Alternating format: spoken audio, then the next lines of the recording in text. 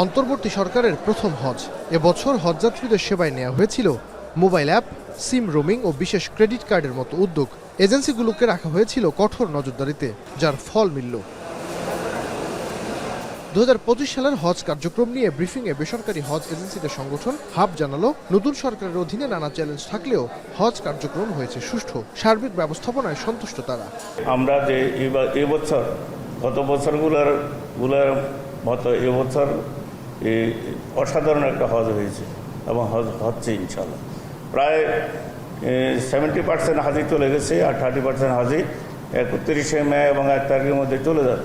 তো আমরা সন্তুষ্ট।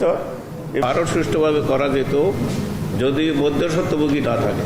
চলতি বছর হজের জন্য নিবন্ধন করেছে 87,100 হজযাত্রী। তাদের মধ্যে শেষ পর্যন্ত ভিসা হয়নি 136 জনের। হাব বলছে, ভিসা না হওয়ার বেশিরভাগই সৌদি সরকারের বয়সসীমার বাধ্যবাধকতায় আটকে গেছে। তাদের দাবি, ইতিহাসে প্রথমবারের মতো এত বেশি ভিসা হয়েছে। নিবন্ধিতদের মধ্যেও হজে যেতে পারছে সর্বোচ্চ সংখ্যক। কেউ প্রতিস্থাপনের কথা বলে তাকে উপযুক্ত রসিদ দিয়ে টাকা পরিশোধ করেছে, পাসপোর্ট দিয়েছে। আমরা অবশ্যই সরকার ব্যবস্থা নেবে, আমরা হাবের পক্ষ থেকেও ব্যবস্থা নিচ্ছি। এরকম খুবই সামান্য 2-4-10 জনের মতো এরকম ছিল।